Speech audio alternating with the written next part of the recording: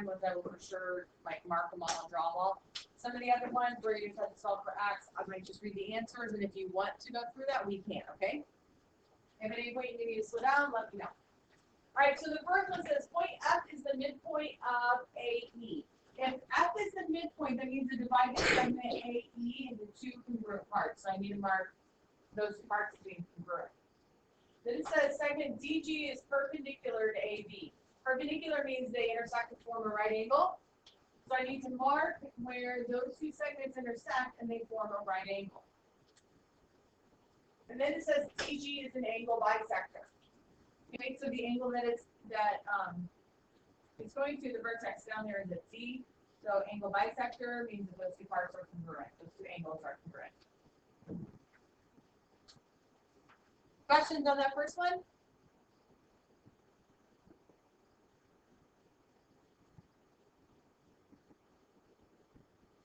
All right, next one. The next one says AB is 20 centimeters long. Point C divides segment AB in the ratio of 2 to 3. Find length of AC and BC. Okay, so we have AB, segment AB. I know that it is 20 centimeters long. There's some point C here that divides it in a ratio of 2 to 3. Okay, keep in mind, ratios are typically reduced, right? If I say in here the ratio of boys to girls is 2 to 3, that doesn't mean there's only 5 people in my room, right? They've factored some number out of both sides of that ratio, or all parts of the ratio. I just don't know what they factored out, so I can just put an X with those. So I don't know what they factored out, but they had to factor out the same thing out of everything, right? Okay, so that means that AC plus CB would have to equal the whole thing. So 2x plus 3x would have to equal 20. Okay, so now this would be 5x equals 20. Divided by 5, you have x equals 4. Now I can plug that back in to find AC. So 4 for x, 2 times 4 gives me 8, 3 times 4 gives me 12. So AC is equal to 12, and I'm sorry, AC is equal to 8, CB is equal to 12. That's one way, I think the easiest way to think about it. If you want to do fractions, if you know the ratio of 2 to 3, that means there's a total of 5 parts. So 2/5 of 20 would have to be AC, 3/5 of 20 would have to be CB. And you would get to the same place. But you have to keep in mind, there's a total of 5 parts. Is that okay? Questions on that one? All right. Next one says angle ABC with angle bisector ray BB. So angle ABC, that tells me that my vertex here has to be B. I know A is going to be on one ray, B is going to be on the other. And it says angle bisector ray BB. Okay, so since it's a ray, it needs to have the arrows for sure. If it's an angle bisector, then I need to mark those two angles as being congruent. Oh, I wrote B, I meant C here, sorry.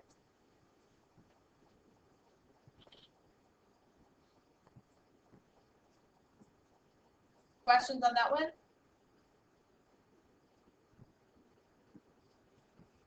All right, number 4 says ray ST intersects segment CP, and it says SQ is congruent to QP.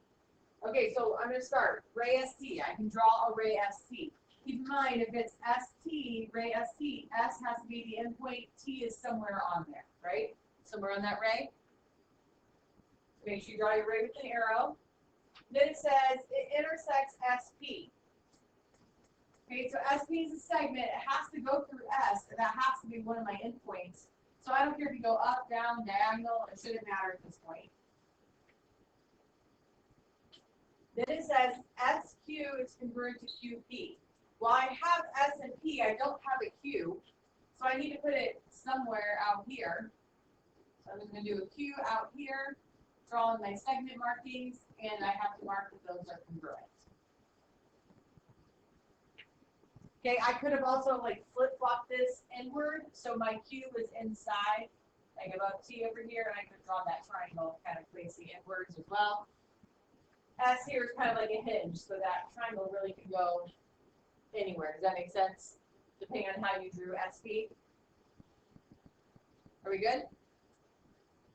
All right. Next one says line AB is perpendicular to segment FG. All right, so you actually have some options here. So we have line AB, so I just need a line.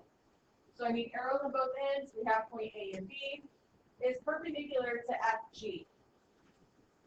All right, so FG is a segment, so I'm not going to draw any arrows. I do need a right angle marking. Okay, so I told you you've got some options because it doesn't say, it says they have to intersect at a 90-degree angle, but maybe F is on that line itself, right? So maybe that actually is F right here, or maybe it shifts up this way. So you have some options there. I'm looking for the arrows or the no arrows if it's a segment. I'm looking for the right angle marking. Does that make sense? Good. All right, next one says A is parallel to B and B is parallel to C. What is this referring to? Lowercase a is what? What shape? What figure? It's a line. Okay, so it means line A. So I have a line A and a line B. They are parallel. Show parallel, I need arrows, right? And then it says B is parallel to C. Okay, you have two options here. You could use like the transitive property, that idea. If you know how you used to do, like if A is equal to B and B is equal to C, then A is equal to C. Remember that from algebra days? Okay, so if A and B are parallel and B and C are parallel, you could just put a single arrow on there. But you would not be wrong if you put double arrows on that as well, or instead of the single arrow. Does that make sense? So if you want to draw that conclusion of the single arrow, that's fine. If not, you can do double arrows. Good? All right, I'm going to keep going. So on here, I asked you to name what type of angles they are. On the quiz, I'm asking you to give it the most specific name. Because some of these can have multiple names, but we're going to look for the most specific. Okay, so number 7, those are just adjacent angles. They share a ray, that's it. There's nothing else special about it. Number 8, the most specific name would be a linear pair. The most specific name is a linear pair. They are adjacent and they are supplementary, but if you put those together, they would be a linear pair. That's why it's more specific. Excuse me. Number 9, those are vertical. Number 10, these are complementary.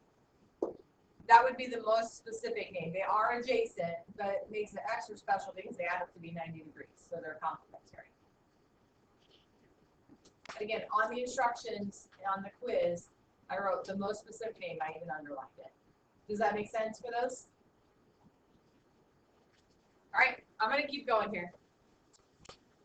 Number 11, you should have 130 degrees. Number 12, you should have 8. Anybody want me to go over either one of those? Yes. Yes, so number 12, those two angles have to add up to be how much? 180 degrees. As they form a linear pair, they're supplementary, right? So that means that 12x minus 24 plus 13x plus 4 should equal 180 degrees. So I combine my like terms. I had 25x minus 20 equals 180. Add 20 to both sides. I had 25x equals 200. Divide by 25, and I had 8. Is that okay? Okay. Good. Any other questions on those two? All right, number 13. You should have 10. X is equal to 10. Does anyone want me to set that one up?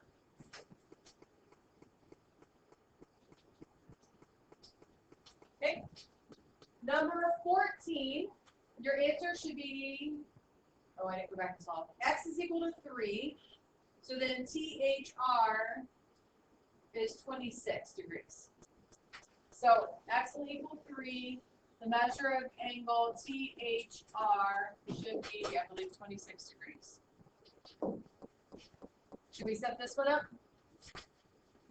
Yes? Okay, so on these problems, when they give you a description, you have to draw out a picture. If you can draw out a picture, most of the time you're going to get it right then. Okay, so it says ray HK bisects THR. So here's the angle THR. It tells me that this ray HK bisects it. If it bisects it, I know that those angles are congruent. All right, then it says the measure of THK is 3x plus 4. And the measure of KHR is 7x minus 8.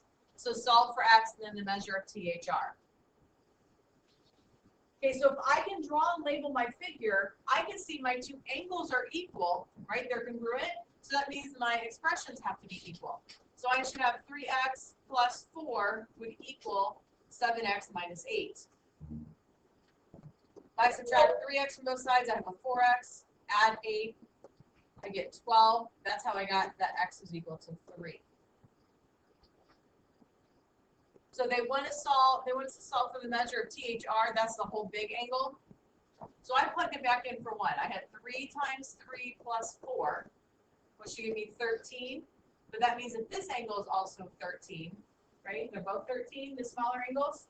Added together, that's how I have the measure of angle THR is 26.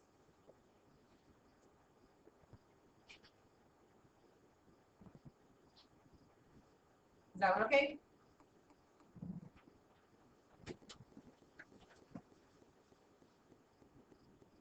Good? All right, next one. I'm just going to go ahead and draw this one out. So we have ray LN bisects KLM. So LN bisects it. So same kind of scenarios with the startup. KLN, so this little angle is 10x plus 24. And the measure of KLM, that's the whole angle, is 128 degrees. So solve for x. Okay, so you have two options here. I could just write 2x plus 24 here, add them together to equal 128. Or if we know the whole thing is 128, what does each little angle have to be?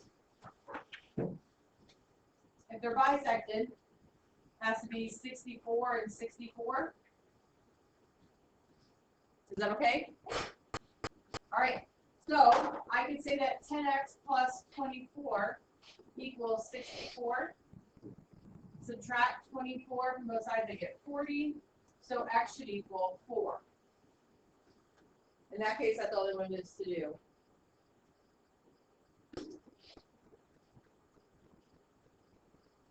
That's all they wanted us to do now, to solve for x. Good?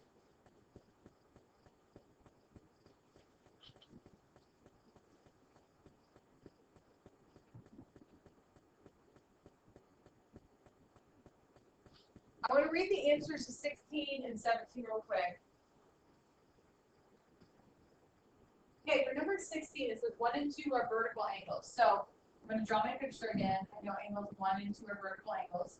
I'm going to go ahead and write in my expressions. So I had 3x plus 12 for angle 1.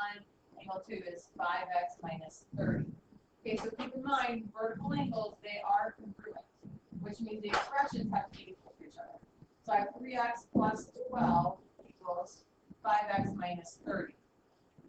Okay, if I subtract 3x from both sides, I get a 2x. Add 30, I have 42. So here I have x equals 21. Now they want us to solve for the measure of angle B. Oh, no, sorry, the measure of angle 2. Okay, so I have 5x minus 30 is the measure of angle 2. Okay, so sub back in my 21. I have 5 times 21 minus 30, which gives me 75 degrees.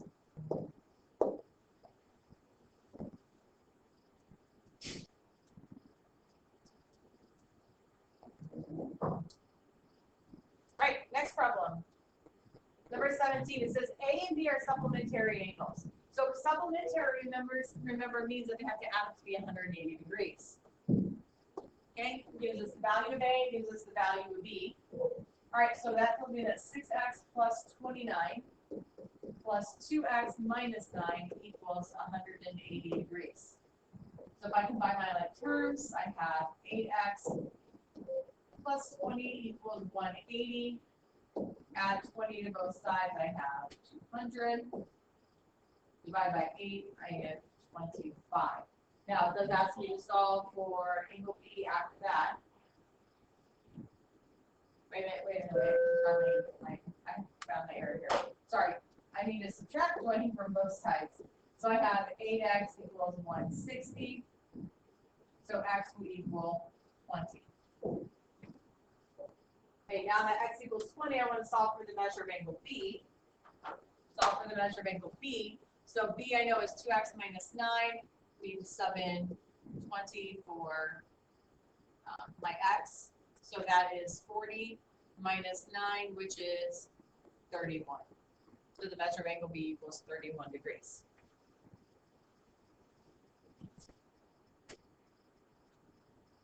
Okay, last problem.